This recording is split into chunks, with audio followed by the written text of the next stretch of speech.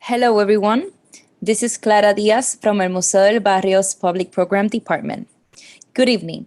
Before we start the program, we'd like to share some brief instructions to optimize your experience. Bienvenidos todos. Antes de comenzar el programa, les daremos unas breves instrucciones para optimizar su experiencia. We're happy to have tonight with us Colectivo Babilla, language justice workers who will provide live interpretation. They do language justice work through an anti-racist, trans-feminist, and anti-colonial lens with a diasporic experience between New York and Puerto Rico. Es un placer presentar esta noche a Colectivo Babilla, quienes hacen justicia y trabajo de lenguaje a través de un lente antirracista, transfeminista y decolonial a raíz de una experiencia diaspórica entre Nueva York y Puerto Rico. This event will be in English, with simultaneous interpretation in gender-inclusive Spanish. To listen to the interpretation, if you are on a computer, go to the globe at the bottom of your screen and select your language. Via smartphone app, look for the 3 dots that say More, click on it, and choose Language Interpretation. Choose the language and click Done. Este evento será en inglés y habrá interpretación simultánea en español utilizando lenguaje inclusivo. Para usar la función de interpretación en la computadora, clic el globo en la parte inferior de la pantalla y elige tu idioma. En el smartphone, clic más 3 puntitos y clic en Interpretación de idiomas. Escoge el lenguaje. No olvides darle clic a Listo para que se active. If you have any other trouble or questions, feel free to reach out to Babilla in the chat, where they will have their names and word interpreter as description. Si tienen algún problema, pueden escribirles a Babilla a través del chat, donde tendrán sus nombres y la palabra intérprete en la descripción. In addition, you may access a transcript of the program or select subtitles by clicking on the live transcript button on the bottom of your screen. If connecting from a phone, click on the 3 dots on your bottom right to select View Full Transcript option. Además, pueden accesar una transcripción del programa o subtítulos al seleccionar el botón que indica Live Transcript en la parte inferior de su pantalla. Si fuera desde un teléfono celular, haga clic en los 3 puntitos en la parte inferior para seleccionar View Full Transcript. And finally, we encourage questions for the panelists. To submit your questions, please click on the Q&A option on the lower part of your screen and simply enter your question there. Finalmente, les exhortamos a que envíen sus preguntas a los panelistas en el encasillado de Q&A localizado en la parte izquierda inferior. Gracias and enjoy the program.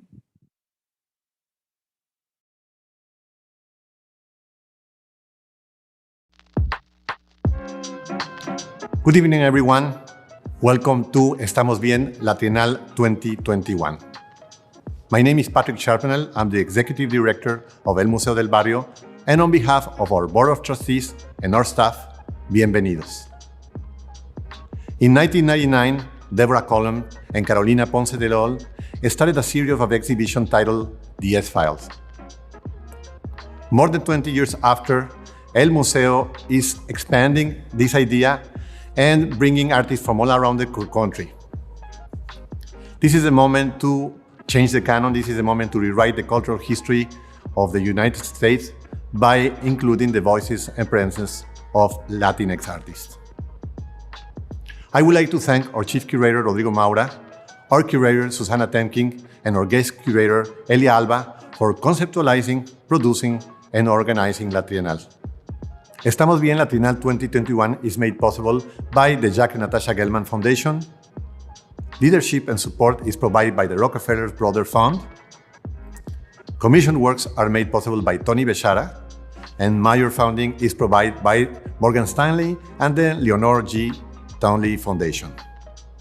Generous funding is provided by the Cowles Charitable Fund and La Trienal Council. Greg Robbins, Jackie Soffer, Estrellita and Daniel Brodsky, the Jorge Perez Family Foundation in Miami, and the additional support that was provided by El Museo Fund. Gracias, bienvenidos.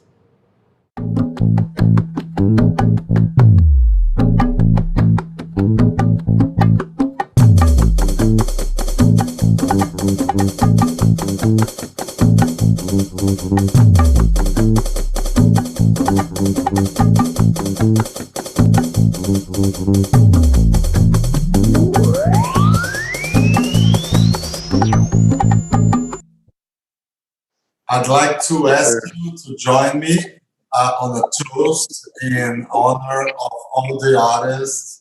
Cheers. Chin chin. Salud. Hello. Hello, my name is Rodrigo Moura. I'm the Chief Curator of El Museo del Barrio, and today I'm joined here by my co-curators Susana Temkin and Elia Alba. Estamos Bien is the first of a new series of triennial exhibitions organized by El Museo, featuring 42 artists and art collectives whose work is presented here for the first time. This exhibition is inspired by the institution's groundbreaking series, The S-Files.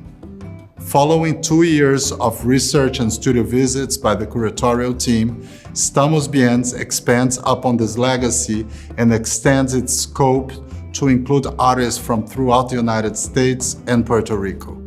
The exhibition centers on an intersectional approach to the concept of Latinx, the much contested term that departs from binary understandings of U.S. Latino identity through the adoption of the gender-neutral suffix X. Having emerged in the mid-2000s from queer studies and communities, the term replaces previous iterations like Latino, Latina, Latin ampersand, distancing itself from rigid definitions to allow a nuanced, more inclusive understanding of identity. Here, Latinx serves as a meeting point rather than a singular definition, as the artists participating in the show represent diverse generations, genders, ethnic and racial backgrounds, and other multiplicities. As seen in the many works in the exhibition, an embrace and centering of Black, Indigenous, and queer epistemologies will lead to a richer understanding and broader representation of Latinx. The title Estamos Bien is adapted from a painting by Candida Alvarez, the only artist in the show with a previous history with El Museo.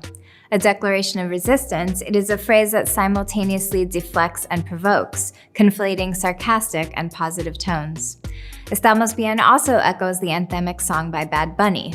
Yet, while connecting with the post-Hurricane Maria framework, the words hold broader applications, particularly within the context of today, including the rise of proto-totalitarian regimes and democracies in the Americas and beyond, the ongoing Black Lives Matter movement and continued exposure of systemic racism in society and its cultural institutions, and the devastating impact of COVID-19 on BIPOC populations worldwide.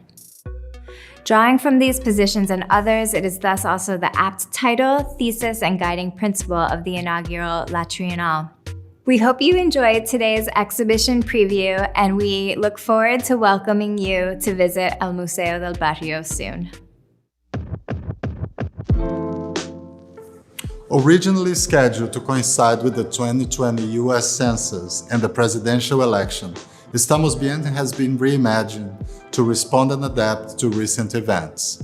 Expanded into a year-long initiative, the show opened with a series of online projects in the summer and the fall of 2020, some of which are presented also in new formats in El Museo's gallery spaces. Here, at the entrance of the exhibition, we can find a number of these works, such as Lisania Cruz, Obituaries of the American Dream, conceived as a website that invited participants to share testimonies as to when and how the American dream died for them.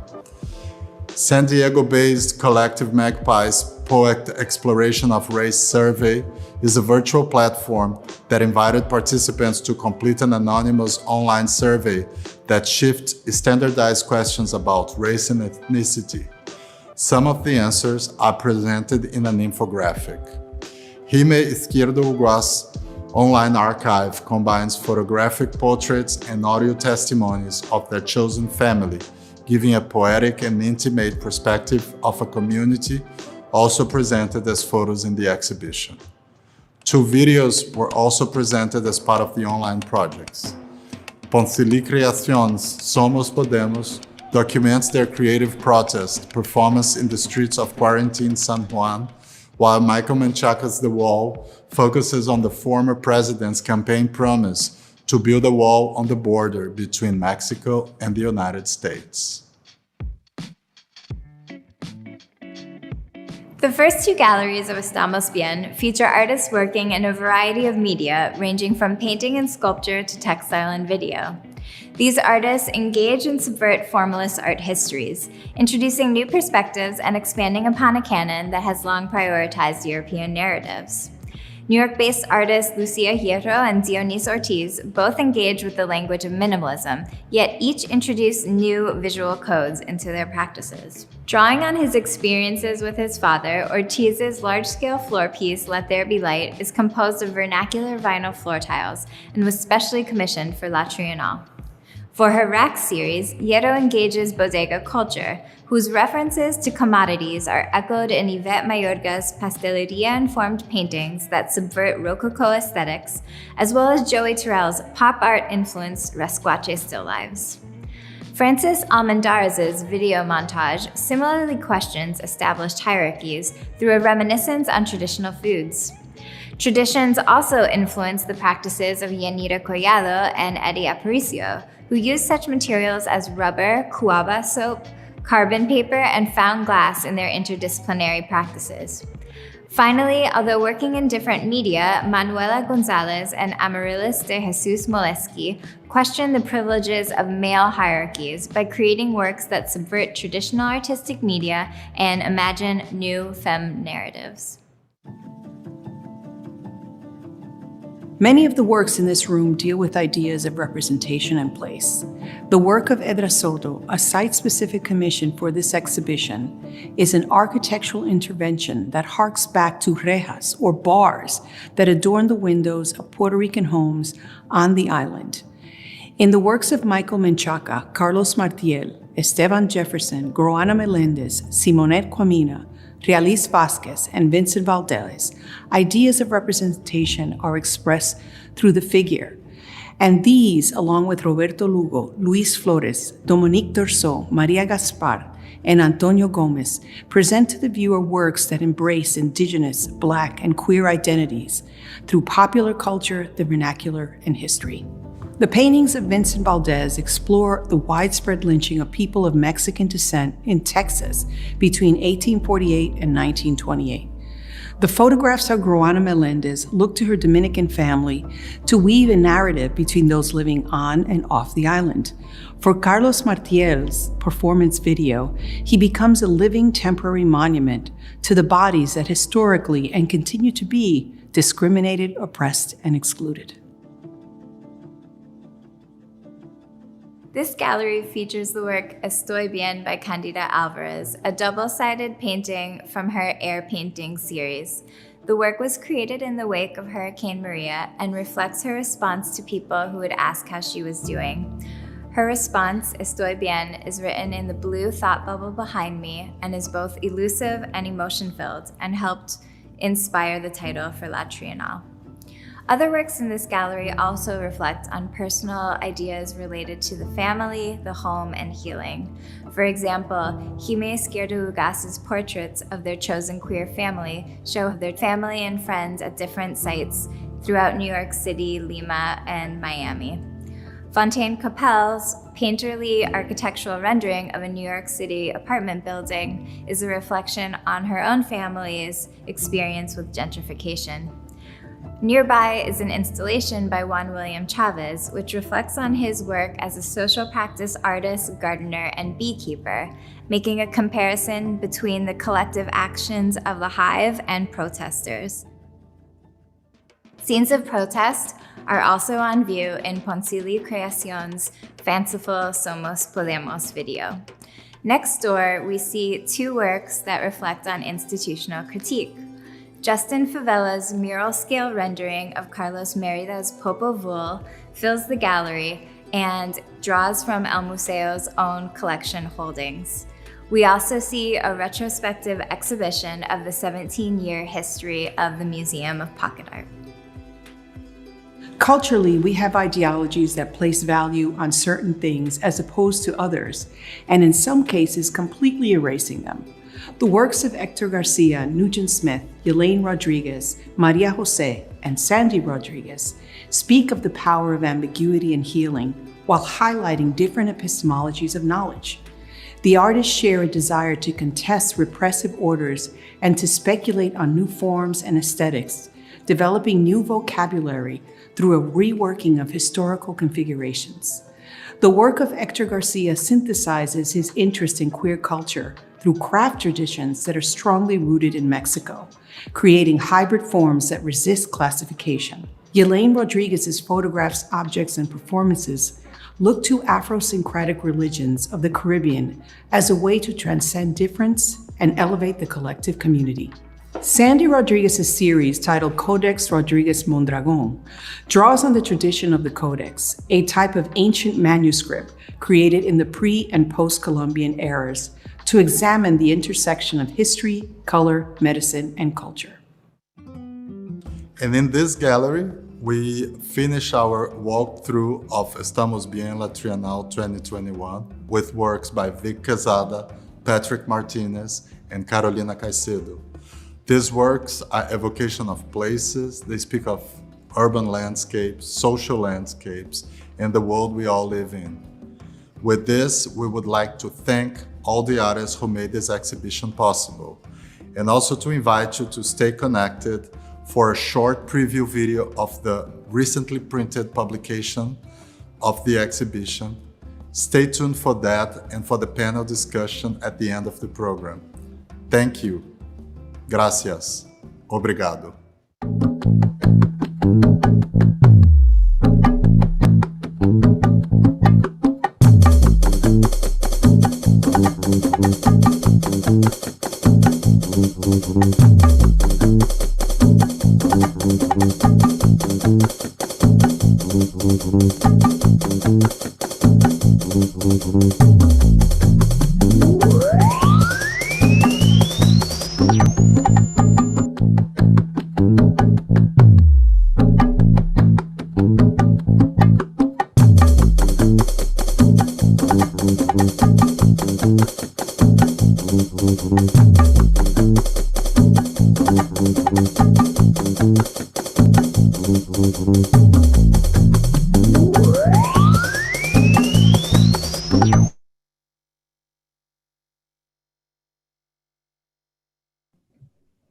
Hi, hello everyone.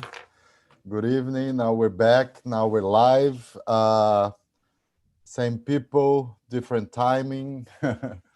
Thanks everyone for watching tonight. Hello, big hello to everyone who's following tonight's program. I'd like to start a conversation by saying a big thank you to Carolina Caycedo, Yelaine Rodriguez, and Joey Terrill for accepting our invitation to participate not only in the exhibition, but also in tonight's panel discussion. It's an honor to have you here.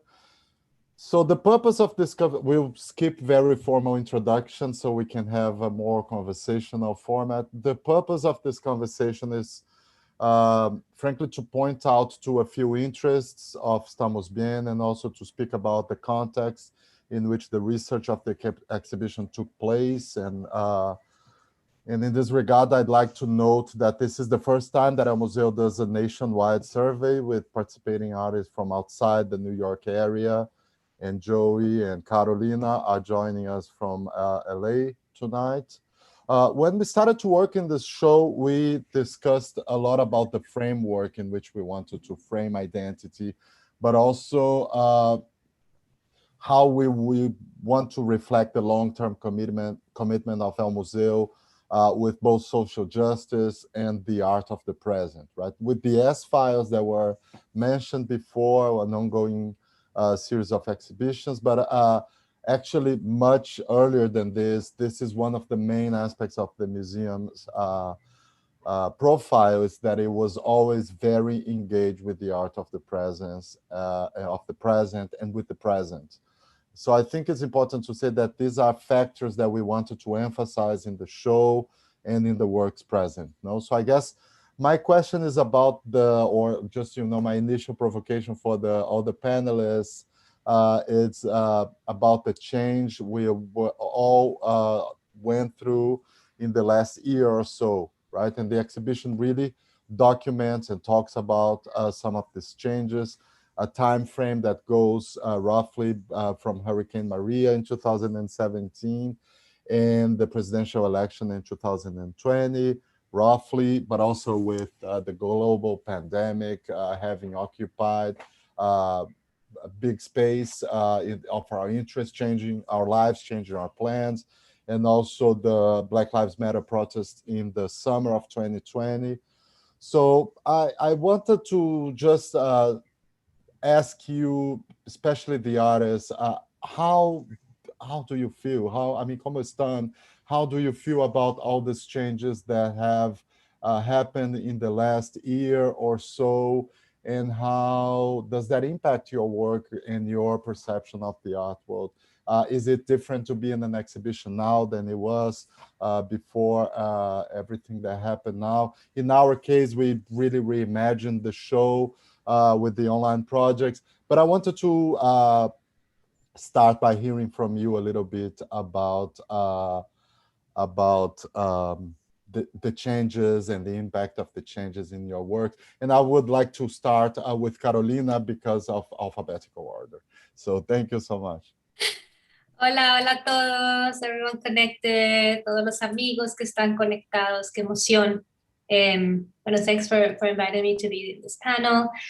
And, the last year for me has been very paradoxical because on one hand, all the COVID situation, the numbers, of people affected by the pandemic, the exacerbation of inequalities, really become invisible to everyone on one hand, and on the other, I gave birth to my second child. So, I was really in between working from home, nurturing life from home, being surrounded by all this news of the pandemic, also being very, following news from Colombia. That's actually, that's represented in the piece I have in the show, where actually, sadly, the killings of social leaders, environmental activists has just grown out of proportion during the pandemic, no? So it's been very paradoxical for me. A lot of joy on one hand, a lot of personal success in terms of career, wise, including having my first show at El Museo del Barrio, that as a Latinx artist is like something, that you look up to, and, this iconic space for, Latinx identity and discourse to be included, is one of those successes. But on the other hand, very sad and very troubled. And thinking really how to move forward in the context of a globalized art world, and try to, at the same time, think what is my role as an artist in my immediate surroundings, even as immediate as my block, and my neighborhood and the city where I live today. So I don't have a specific answer. I will just say it's very ambivalent this last year. Very ambivalent. I think we all feel a little bit ambivalent and the ambiguity of the moment. But I also wanted to, just a quick commentary about your work that we saw briefly in the video, and how it really is somehow a sad presence in the exhibition. It's a very beautiful work, but it connects us with a sad reality. But I wanted to just pick your brain and ask you to talk a little bit, 1 minute more, if you can, about if this is something that you really notice. That, I come from Brazil, the situation there is really horrible with the environmental, not only with, COVID, but I think all these spheres are very connected. It's really the result of a disastrous government and the whole right-wing populism that we had with Trump here in the States, and speaking to like unbelievable dimensions with Bolsonaro. But I wanted to ask you, like, how do you feel? Is this aggravating? Is this accelerating? I remember we were installing your work, and you sent us like even more names to be added to the tree. That was a sad day for everyone. Anyway, I wanted to pick your brain a second about this, just changing landscape of the specific environmental justice that I know it's in the core of their work and your practice. Yeah, so the work is called A Genealogy of Struggle. It's a genealogy tree that's built with the names of killed environmentalists during 2020 and 2021. And unfortunately, while we were installing, we had to add a name of a Mapuche trans activist that was killed in Chile during installation. So it's a piece that unfortunately keeps growing. And the fact that we had to add a name during installation speaks about the aggravating situation. Environmentalists seem to be the new enemy of capitalism. And, the exacerbation in Latin America, most of all, countries like Colombia, Brazil, is just out of control. And the killings didn't stop during the pandemic. The sicarios did not stop killing and did not quarantine. They kept going out there and getting rid of anyone who is brave enough to elevate their voices against extractivism and mal gobierno. Maybe even more so than before, because the media was somehow distracted with covering the pandemic. But Yelaine, I would like to hear from you a second about your participation in the show, and also about the provocations I just shot at the whole group before.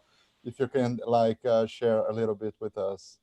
Yeah, hi everyone. Thank you so much for inviting me to be part of this amazing exhibition, and also to be part of this panel. I've been very lucky this year and last year, even though the whole world was flipped upside down. But I feel like I'm in a good place because I was able to focus a lot on my art practice, on my family. I was even lucky enough to travel and visit my partner in Amsterdam and finish my thesis while over there. So I've been busy with with a lot of personal projects and with a lot of things that really I feel like feed my energy and my soul. That in the past, before the pandemic, I was just working in the 9-to-5 job, putting my energy on different projects that I wasn't really that invested in. So I unfortunately I take a moment to understand what's going on around the world, but I'm also taking moments to appreciate what I have around me, my family, and even I remember somebody told me how lucky I am to be able to work on my art during this time. So yeah, I feel like under the circumstances, this has taught me to slow down and to appreciate. I'd like just to, ask you to talk a little bit about the work specific that you have in the show. It's also work that talks about spirituality, and it talks about nature as part of an ongoing interest of yours, and with clothing, performance, and image making around orishas. And I really believe that African epistemologies are in the center of this exhibition, and it's a very important part of the history of El Museo del Barrio. So if you could share just a little bit on your perspective of presenting this piece at this specific moment. And also, I know this is a work you created last year, right? Yes. So this is a work that is really dear to me. I've been working in the series about the orishas, both in the Dominican Republic and the Loas in Haiti, through costumes, wearable arts that I create with my background in fashion design. But this particular project, focusing on Oshun, is really special to me because I was able to take a trip with two of my best friends. One of them is actually the model in the photograph, and it was a healing process for all of us to get out of the city, especially during the middle of the pandemic. We just traveled upstate to Roscoe, New York, and we even stood there overnight. So that was also like a healing process for us to be like in nature and to work. And I feel that it not only extended from our relationship, but also it collaborative, like working together, doing the shoot together, having one of them be the model. And it really like grounded us, at least grounded me. I don't know their response, but I feel like they would agree with me. But it just like being able to go to nature and going back to like these remove religion that we're from, because we're from the diaspora. Well, I'm from the diaspora, and I'm not, you know, connected to the culture as I would like to be. So I utilize my art practice in that way to bring Afrosyncretic religion, to highlight the resistance of Black people in the Dominican Republic at this through the arts, and to bring awareness and to be able to bring it to a museum setting. Yeah, I think this is a really strong presence in the exhibition, in that room where we have several more like intimate scale works in conversation.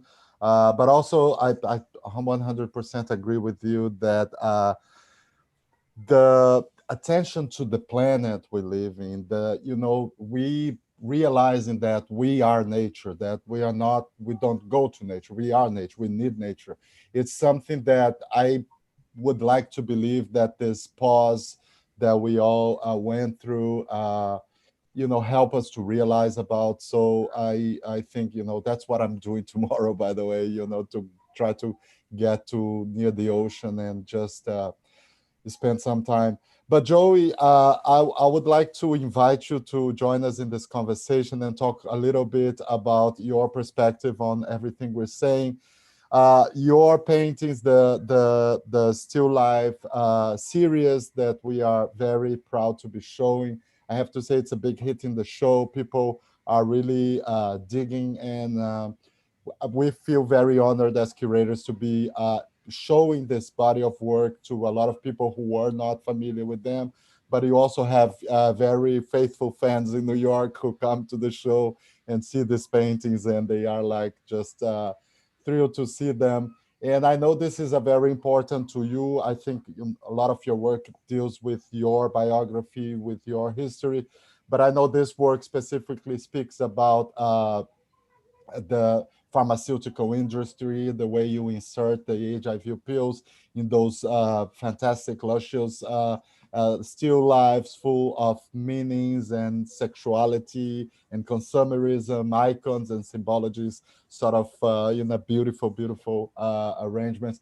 But also this work gains a very specific new resonance now with COVID and how we are again and again over a pandemic, over a situation where the pharmaceutical industry is very much in the center of everything we're doing and saying and hoping for, and made probably partners in this absurd situation where we all depend on the capital to get a cure. But I just wanted to hear from you about how you've been doing, and how do you see it is for you to see this works presented now in this context? Sure, thank you, Rodrigo. First of all, I'm thrilled to be a part of this exhibit, and I love engaging with all of the other artists, particularly all the younger artists, because I feel like I'm kind of the grandpappy here, and I'm glad to be alive. For the theme "Estamos Bien," there's two concurrent tracks for me. One is, this is now 40 years living with HIV. Never thought I would survive this long. And I have spent so many of my years working in advocacy for the Latino community, who didn't have information, education around HIV, access to care and treatment, et cetera, et cetera. And now, all these years later, I find this new pandemic that is, again, all of the same intersections affecting people of color. I'm not saying anything here that no one already knows about, so I won't go over that. But in my role as, I work for AIDS Healthcare Foundation, my day job. We have 1.5 million people in care and treatment on 5 continents. And it's amazing to me the impact of COVID and all of the same things: poverty, stigma, transphobia, anti-immigrant fervor. All of these things are creating terrible situations. My advocacy is to have access to vaccines for all people. The still lifes that I started were about how, while I'm grateful that we have these drugs available to keep me alive, I recognize that they are products by the pharmaceutical industry that makes billions off of these. And I see now firsthand, because I'm in contact with our staff in Africa, in Brazil, in Colombia, in Asia, all of the difficulties and all of the things that I see repeating themselves. So the issue of identity, the issue of access, who gets vaccinated and when, is a major, major concern of mine right now. And I'm going to continue to do the still lifes. And I might start to incorporate some of, not just the HIV meds, I might start incorporating vaccines or my proof of vaccine. The thing about this whole pandemic is that it's global. And right now, everyone, the different states, the different countries are sort of fighting with each other. And we really need to have a global effort on it. And I think that's going to be the future. And it's not just about COVID. This is just for now, because there will be other pandemics down the road.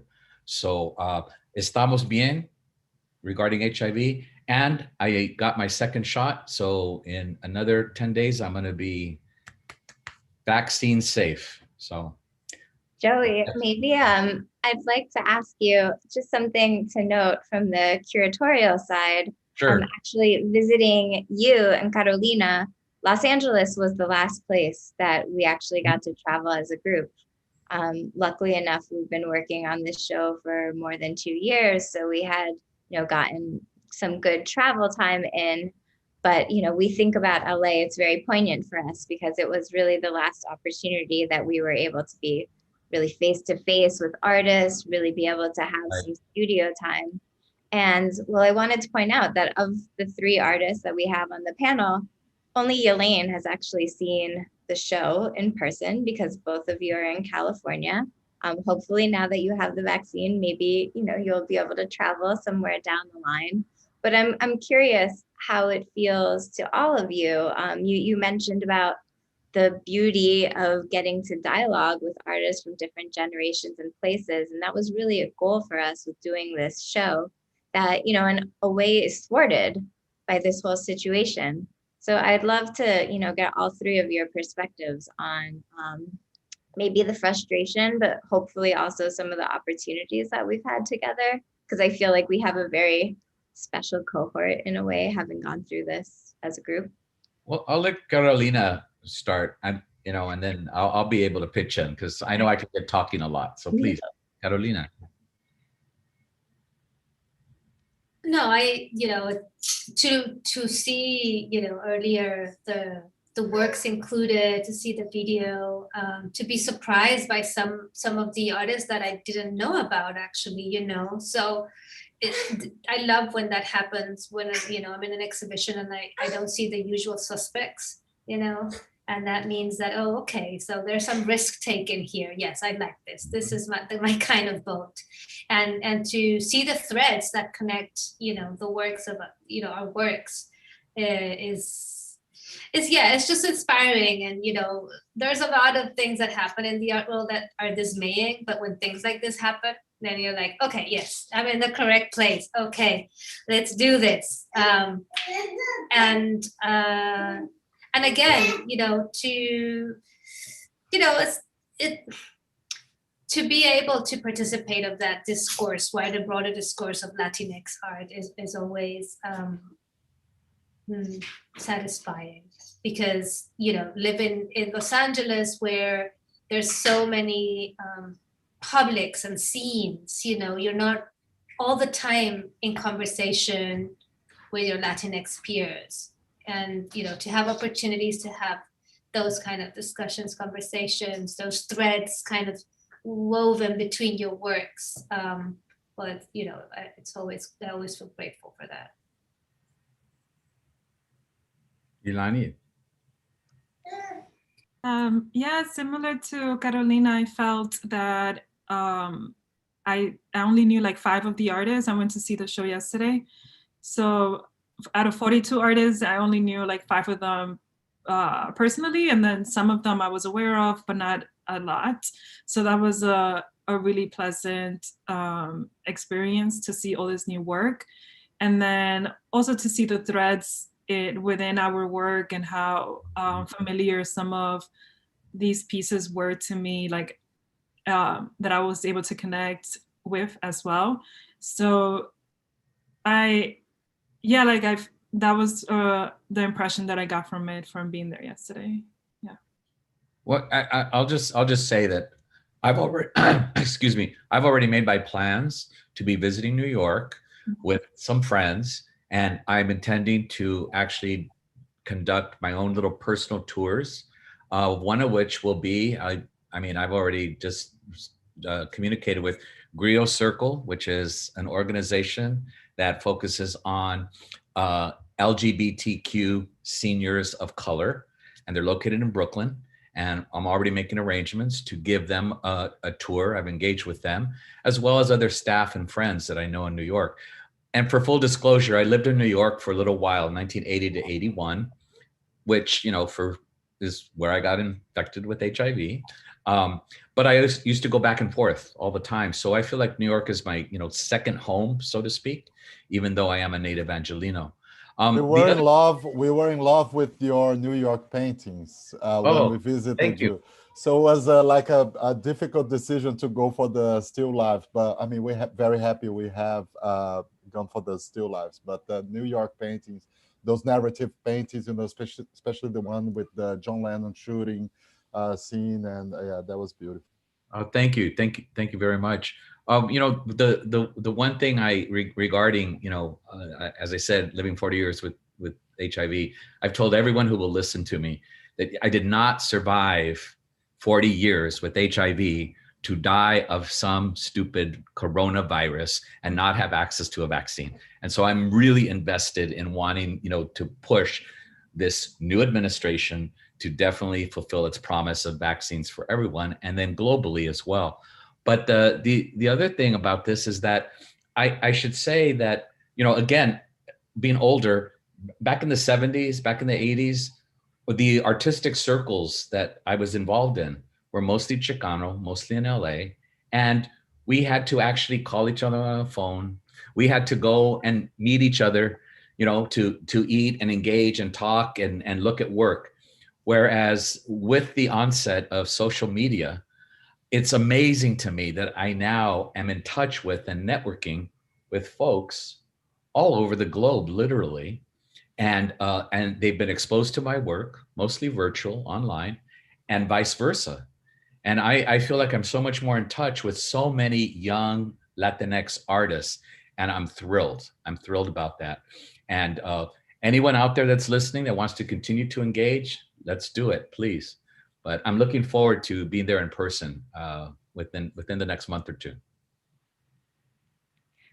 I just want to say to the audience that apparently I've heard that there are people with their hands raised according to the chat. So if you have a question, please put it in the Q&A. That way we make sure that we can get to it.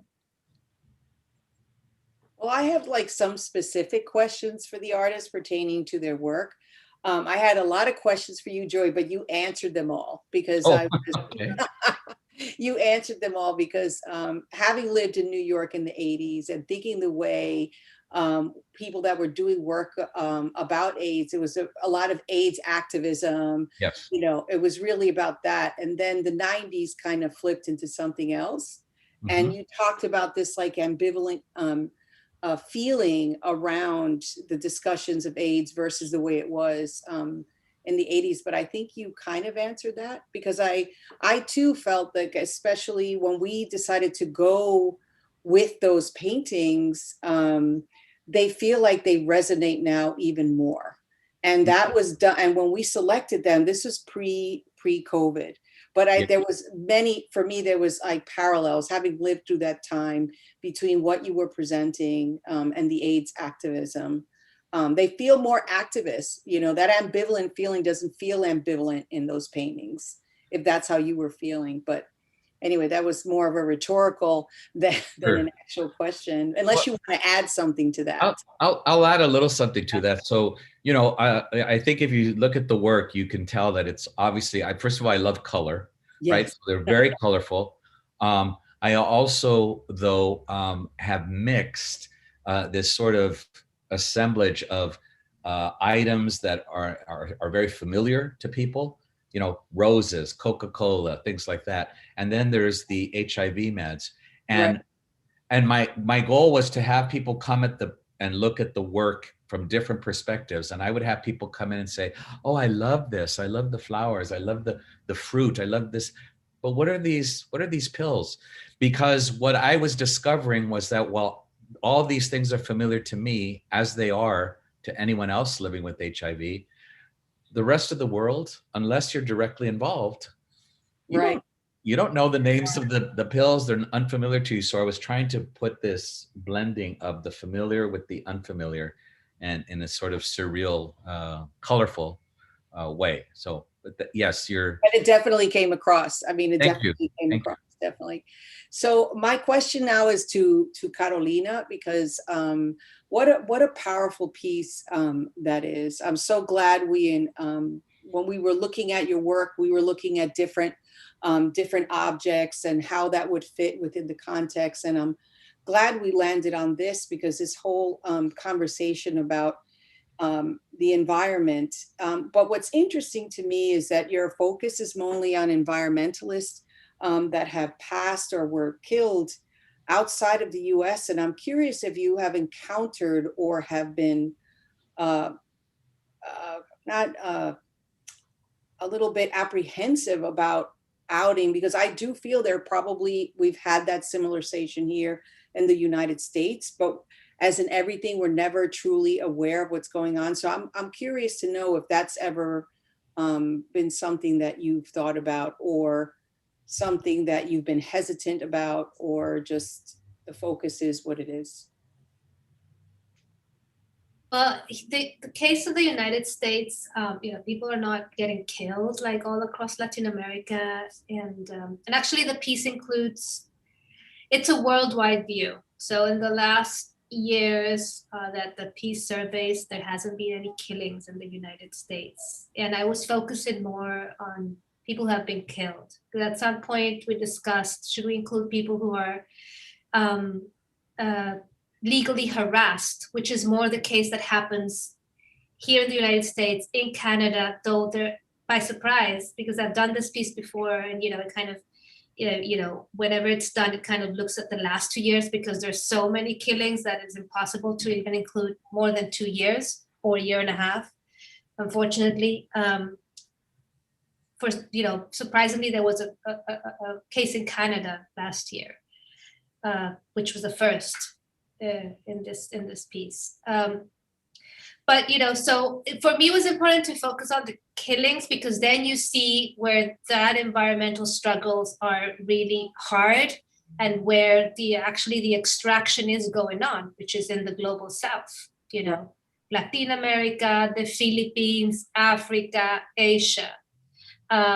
It's not that there's not extraction going on in the global North. There is in Europe, in Canada, in the United States. But there is there's the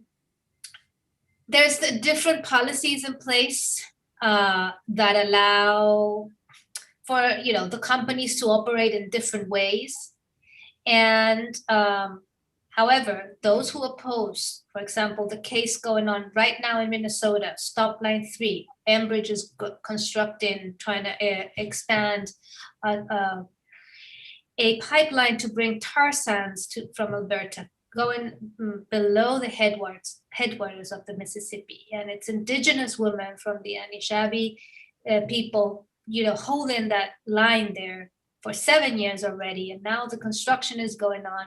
What happens here is that people face legal harassments and their lives get completely destroyed through lawsuits, fees, fines, and that's what's happening. That's what's happening here in the United States. And I think that deserves a whole other piece, because there would be so many names of environmentalists being legally harassed here in the United States that I would have to do another tree as big as the one that it's in El Museo right now.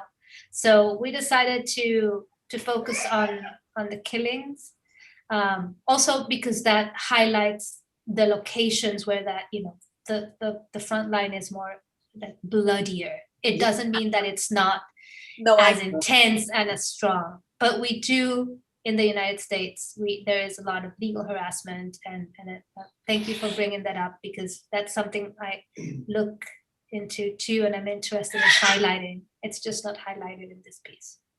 Thank you. Yelaine, I have a question for you. As we, you know, your work deals a lot with Afro-syncretic religions, and I want to know why you think that's important in understanding contemporary diasporic cultures. What is it about that makes it relevant right now? I mean, when I think of these things, it's almost a sense of healing. I do see it as that, a sense of connecting with ancestors, connecting with roots, but I'd like to know what your take is on that. Yeah, I got really interested in Afro-syncretic religion as a form of resistance, because I feel that, and I feel like a lot of Dominicans also might agree with me, that in the Dominican Republic, the African roots are pushed to the side or minimized in the history and in politics, etc. So I wanted to find a way to address that history, our African ancestors, and go back to like finding little like secret treasures that they left behind for us. And I felt that Afrosyncretism was the best way to dive into that world. And I was always interested in seeing how altars in Latinx houses were put together and how mixed they were with so many different imageries that it speaks to this syncretic mesh that our culture is made of. So that's how I got into that. And I feel that is important to talk about Afrosyncretism in the Latinx community now, to highlight those conversations as well, because even in the Latinx discourse, we also have to tenemos que poner like Afro-syncretic, Afro-Latinx to talk about Afro-Latinidad as well. And I feel that Afrosyncretism really speaks to that. It brings the African roots towards the forefront. Yeah. You know, can I just, somebody's asking a question. They're saying, as an Angelino, how do I frame the Latino experience, East-West Coast perspective? I mean, I'll just state maybe the obvious that, you know, I'm Chicano, I'm second generation, you know, my grandparents were from Mexico, right? And being Chicano in LA, growing up, I mean, I grew up as an American, right? I watched Bugs Bunny cartoons, I ate peanut butter, et cetera, right? But at the same time, I always knew that I was not part of the dominant culture. Whenever white people could point out to me that I was Mexican, I was different, they did. And then when I would go to Mexico and visit relatives, eres un gabacho, you know, you're American, you know, you're not eres pocho, you know. And so that's part of that, and I've come to accept it. When I have met other Latinos who have these rich histories and culture of their own that are, you know, whether Puerto Rico or the Dominican Republic, I recognize where we connect, but I also recognize our differences. And to me, that's the beauty of the full Latinx umbrella term that includes everyone. And that also includes the sexual orientation, diversity, and gender identity. And it's always interesting to me to see how people choose to reflect that, how people choose to address it in their art. And that's what I think is, I'm so looking forward to going and looking at each of these pieces when I visit. But yeah, I think there is a difference. I'll just share one little thing if I can. 4 years ago, I was on a tour in England with friends of mine, and we were getting a tour of Westminster Abbey that is supposed to be just for British citizens. I was a guest. And the woman giving the tour was looking at murals, and they were beautiful murals, and they were all of European history. But there was one that had the Pilgrims landing at Plymouth Rock. And she said, "Oh, and for our American guest, this is his history." And I was like, "Excuse me, no, not really." I said, because my ancestry goes back farther than hundreds of years before the Pilgrims landed on Plymouth Rock. I said, I'm Chicano or Mexican American, and West Coast. And her mouth dropped. But all the Scottish people were like, yes, yes. I mean, and I've come to understand and recognize that a lot of the experiences that I've had being Latino within the American or United States, that is all over the world. And since I've traveled now in Africa, Asia, Latin America, I recognize those same sorts of intersections and differences. Also, I just want to say regarding Yelaine about the African diaspora in Mexico, Mexicans and in the Latino culture, we have our own issues with whether it's about she's too India, she's too dark, blah blah blah. But I mean, so we all can and should look within ourselves about how we approach our identity, our race, and how we look at other people. But let's just you synthesize it beautiful. Yes. Several of the beliefs that this curatorial team have tried to put forth with this show, and I thank you for that. But I also, because we're talking about identity more specifically at this moment of our conversation, I'd like to ask Carolina to answer the question we have for her on the Q&A. So how does identity play a role in your practice and life as someone British born and raised in California? Yes. Okay. How does identity play a role raised in Colombia and now lives? I'm sorry, this was. And actually, they missed something because I lived in Puerto Rico 7 years. And, yeah, exactly. I'm pequeña boriqueña un poquito. Sí, también. My daughter was born there, and I have, a tremendous attachment to La Isla del Encanto. I carry those places in my heart. They have informed me as a woman. They have informed me as an artist. They have informed me as a thinker. It was in Puerto Rico that I really experienced what living in a colony lives, for example. Also experienced what Joey was saying, that no soy ni de aquí ni de allá. And now at this point of my life, actually, all these different identities are not in struggle within me, but are in conversation. And that just makes me stronger. I feel that they make me stronger as a person. And I actually feel that I have 1 foot in Los Angeles, 1 foot in Colombia, 1 foot in Puerto Rico. I don't know if I have a foot in London anymore, but I know I do have a foot in each of these 3 places. And that makes me want to, just push harder for these places and be more informed about the struggles happening in these places. So that's how it's going on for me right now. I want to pick up what you just said, Carolina, about being in conversation as a way to both plug our wonderful co-curator Elia Alba, as well as the catalog that will be coming soon to join Estamos Bien. Just to share, or Elia, maybe you should share about how we were able to conduct a supper club. So again, thinking about how ways we were able to connect virtually, trying to find alternate means to host one of your series of events that you've been doing for some 10 years that Yelaine was actually a part of. So I don't know if you'd like to speak a little bit more to that, because it also related back to Joey, what you were talking about, sort of some of the internal reckonings we have within our own communities. Can I piggyback just for a second? I think it's important to hear, just I've been preparing this for a second for this talk, just to emphasize Elia as an artist. In this group, we have two artists that are also curators, no, because Yelaine is also a curator, but Elia is like in the curatorial scheme here, but she's also an artist.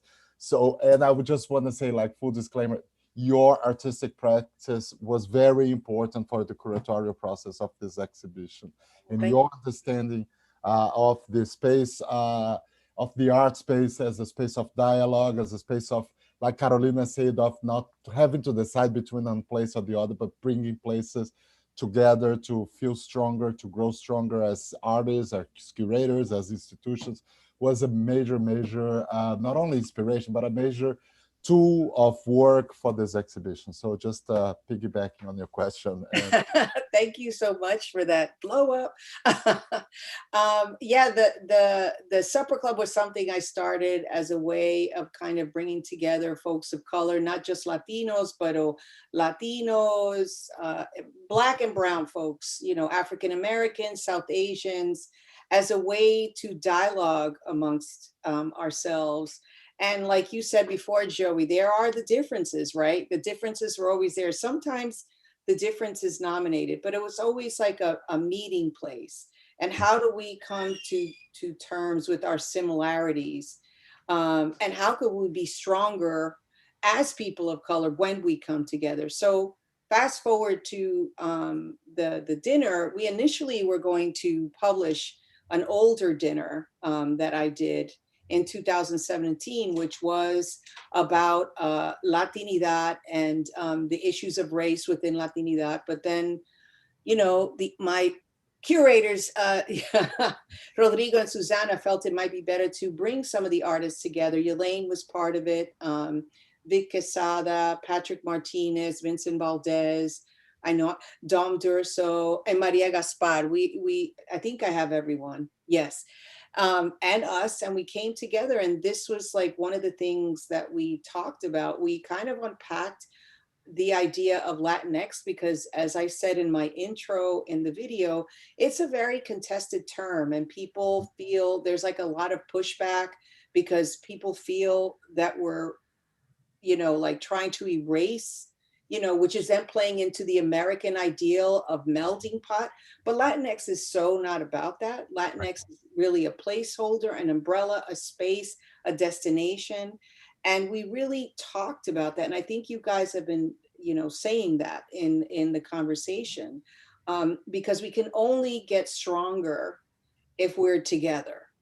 I mean, and that was my purpose of my project. And yes, when we were talking, I felt the artists need to be, they're going to be different, but they're going to be in conversation too. And I am like beyond excited with the way this exhibition has turned out. Not that I doubted it, but you know, to see it live the way it is, it's just like incredible. And it's not even about patting myself on the back. It's really a massive applause to the incredible body of work that exists in our community, the work that's been going on for years upon years in invisibility. And I really, really feel like this exhibition is really the starting point. And it's a starting point because we're in conversation. And we can sometimes be a little bit ambivalent about it, but we're in conversation and we're finding those connections, which is we're finding them. So I'm glad I can bring that perspective that I worked on for about 10 years into this exhibition, because I feel, like I said, we'll be stronger if we're together. Can I just? I'm very kumbaya 70s, 80s child. So. What? I actually like the song Kumbaya. But I just want to point something out. I think you hit it on the head, like the conversation that this exhibit, presents and invites people to. Rodrigo, I saw this beautiful little face right now, this child. There were two. Okay. Rita came first and then Antonio came. So like a double hit. Those children are the beneficiaries of being able to see this exhibit. I'm thinking to myself, if I was 10 years old and was able to have gone to an exhibit like Estamos Bien back when I was a child, where would I be today, right? I mean, and that's the beauty of this. It's going to be for the young generation moving forward, as well as engaging with all the rest of us too. But I think it's wonderful just for that. So that's an excellent point, Joey, because I do feel that when we make art, yes, we make it for the present, but I also think as artists, we're making it for the future. We're, you know, little at a time, creating a path. I mean, I remember like in the 80s and 90s, very, very few, I don't think hardly any Latino artists, maybe one or two, you know, and it was like a big brouhaha, but it wasn't the way it is now. So we're slowly getting there. And just to piggyback on that, since I was part of the dinner of the supper club this time around, I always wanted to be invited since I know about your work. Don't go there. Not only because I heard about the wonderful food, and then this time I was happy to be invited, even though we were doing it remotely, but because it is important to be in conversation, and especially during this pandemic and how everybody is at home in isolation, going through our own difficulties. But so it made it even more special to be part of that dinner, even though I was like in another continent, but it felt like we were face to face having this conversation that was very much needed to talk about identity, about Latinx as a term, and how some of us are adapting that, how some of us reject it, or like that dinner was very special. Virtual. So I think there's a great question here on the Q&A box to all the panelists. As we progress and understand the non-binary world, do you think the word Latinx will survive 10 years from now? Or do you think we would adapt another term to define the culture? I think probably we will find different terms too. I mean, we are so good, nosotros Latinos, with Spanglish, with the molding and reconstructing and deconstructing language, that we're probably going to find something else, and, you know, recycle maybe something from the past, or redo Latinx in a way too. So that's what I think, because you know, that's how I like to play with language, at least personally. Yeah, and I also feel that this is a term that is very, I think it really speaks of the present. No, it really speaks of this moment. And I think it has a great value, or it's very helpful for a survey exhibition, but I don't think it's a term that it should, you know, be utilized for, you know, everyone trying to deal with identity within the so-called Latinx community, because there's a lot of nuance, no? So, and we try to be very comprehensive and to be very diverse in the way we sort of explore this field and we organize our research. But I think it's really important also to look at the specificity of other, you know, internal aspects of this larger framework. That's my 2 cents. And we must never lose the X, which I think is super important. And also not lose our conversations on Afro and Indigenous people, because I think that's what the Latinx, I mean, I never liked Latino. I definitely didn't like Hispanic. And I felt like Latinx was the umbrella that was most comfortable for me, because it felt more embracing than you know, of all these different things. I'm sorry, Yelaine. No, I was gonna say that I agree with everybody. I feel like at the moment this is the most acceptable one, I feel, to address our community, but we all have different, we're so diverse, we have different issues that we all have that we're dealing with. So as a term that is an umbrella to cover all of us, I think is not going to be sufficient for us for the future, and that we keep getting identified by the other, like people outside of our community keep labeling us.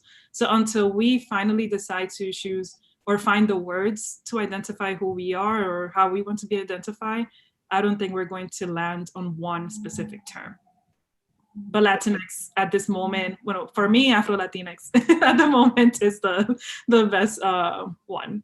I think it's an ongoing project now, and I think it's changing really quite fast. If we even look at the change from Latino to the Latinx sign to here we are at Latinx, I think that happened really within the last 10 years. So I'll be curious to see what the next La Trienal, if it will be a Latinx Trienal. Yeah, I was just going to add to that, remember the X, it's inclusivity, diversity, and that includes orientation, sexual orientation, gender identity, or, you know, non-binary identity. I mean, it's all inclusive there. And for me, it allows me to engage with communities that I am not transgender. I would never, ever pretend to speak on behalf of the transgender community, but I have very loving relationships with people that I know who have that experience. And I, you know, likewise, racially, very diverse, and it allows me to be part of this conversation. And I'd be real curious to see 10 years from now, 20 years from now, where we're at. If the grandkids are going to be telling you, oh yeah, you still use that term Latinx? Oh guys, you know? Like they may outgrow it, who knows? But anyway, I'm proud to be part of this moment. There's a few other questions. I don't know if you want to take one more, or is it time to say bye-bye? I think we would like to start wrapping up, but do you have any other questions in the group or in the Q&A? I think we covered a lot that it's in the Q&A. Maybe there's, yeah, I think, how are you guys feeling, my colleagues?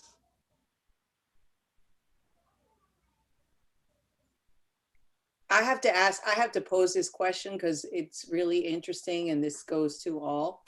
And this was actually not in the Q&A, but in the chat, which says, how can, quote unquote, a light-skinned Latinx artist overcome any backlash from his or her own community that he, she, they is trying to be part of the conversation?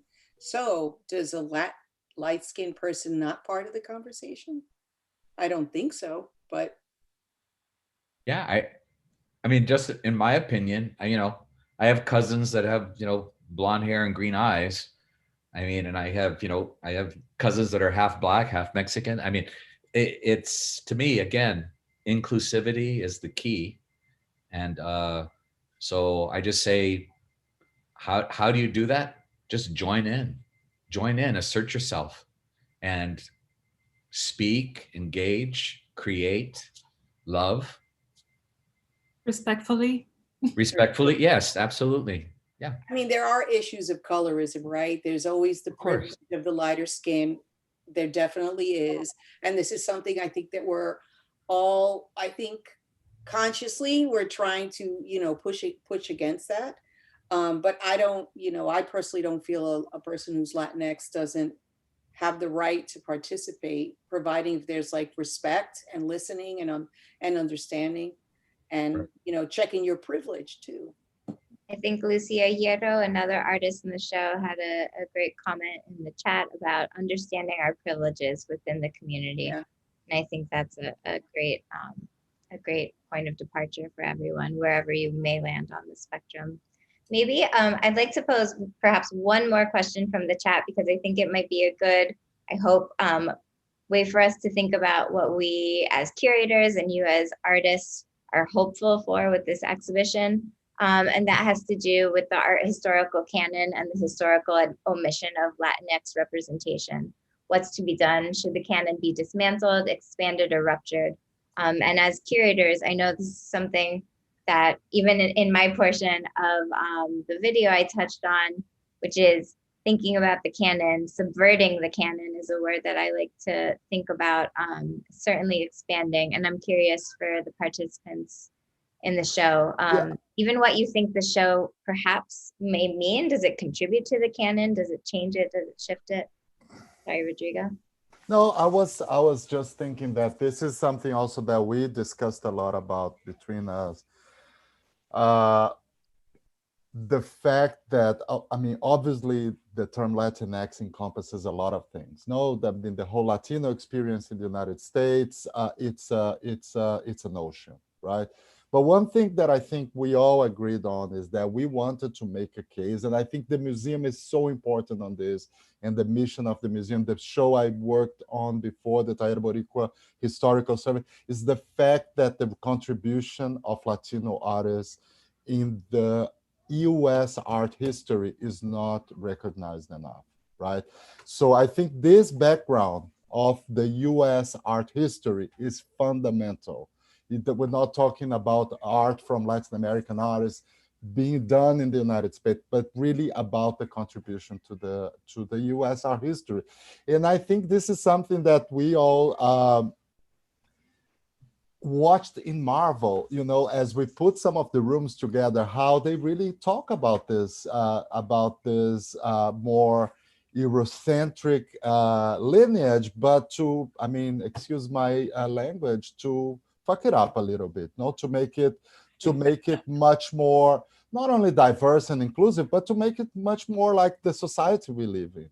Maybe more interesting. Also. More interesting. Thank you. Yeah, exactly. So to make it more, to make it more interesting. So I think a lot of the works take on minimal art, take on pop, like your work, Joe, is a perfect example of, you know, how you're really subverting the language of those Tom Vesselman early still lives by inserting the Rasquatch, also, I think sexuality is so important in these works. You know, how you place those bodies always in the you know, like sort of background. Yes.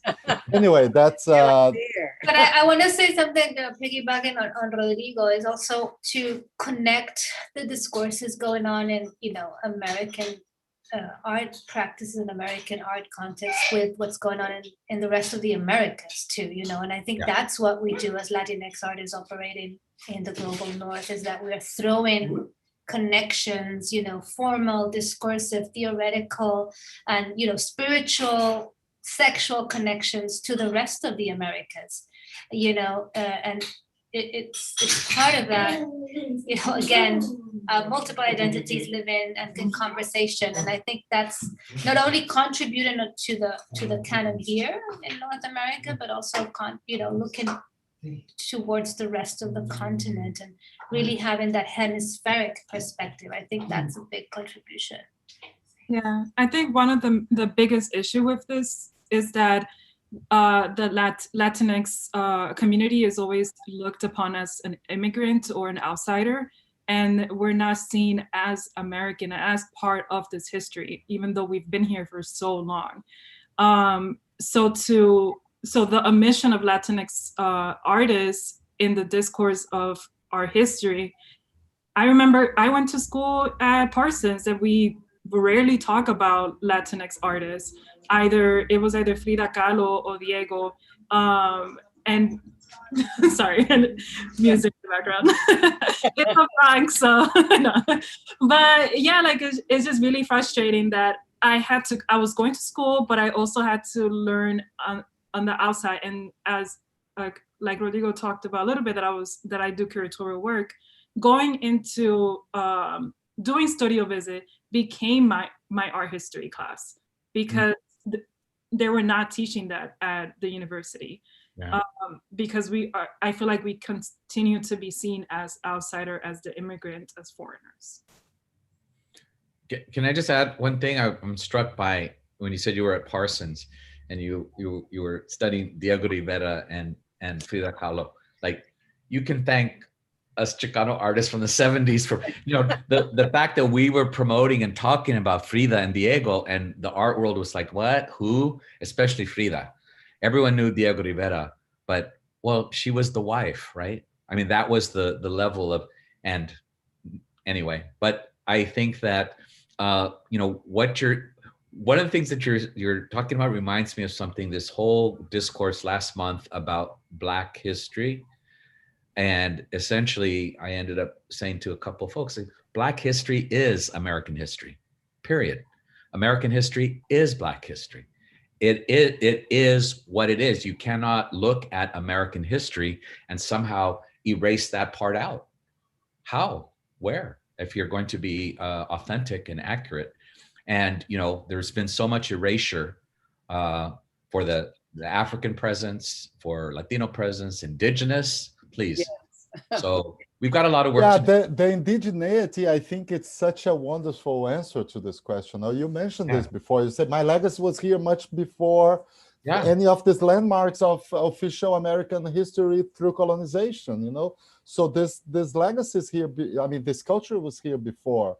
And this is also something that really resonates with what Carolina said in terms of like the Americas, right? Yeah. So, I mean, what is called California in the United States today was not California in the United States. It was Mexico. And before it was Mexico, it was neither, Yeah. So I think this is super important, right? I think when we talk about Latinx art, it has to be there. It really has to be there. The notion of indigeneity and the notion of the diaspora, the African diaspora. I think these are like fundamental notions that have to be, emphasized and lifted. And Elia, what? Now or never. Okay, all right. No, nothing. I was reading the chat but there's just so many great questions. I mean, we could be here all night with this, And I say in a little sadness that we have to say goodbye, but I think we probably should say goodbye because it's really a pleasure to be with you. It was really nice to spend this hour together as talking about the exhibition, talk about your works, with this beautiful sense of collegiality and partnership and friendship. And with that, I would really like to, thank you all. Say like a huge thank you to Elia and Susanna for being the co-curators of this show with me, and having done this together with you is really. It's really one of the greatest things that I think I've done in my life. So big thank you to the two of you. Big thank you to everyone in the institution at El Museo del Barrio, in every department. Like, your contribution to this project is invaluable everywhere, from operations, communication, everyone. So thank you so much, everyone. And I just want to do like a little commercial before we wrap up, but please, Elia and Susanna, your remarks. Just one thing. I just want to read, someone put down an African proverb, which I think just says a lot to what we were talking about now. And it says here, live in the future so that when it comes, you will not be surprised.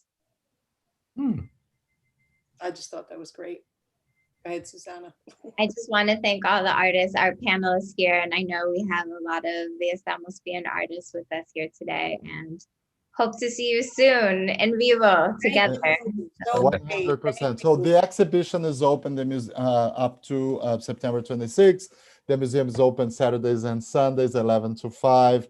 Get your tickets, pre-order your catalogs, publications in the press. It's coming out soon. There's a wonderful playlist that was also the contribution of the artists and the curators on Spotify. Please listen to it and have everyone a wonderful night. Thank you so much. Ciao. Thank you. Boa noite. Bye. Muito obrigado.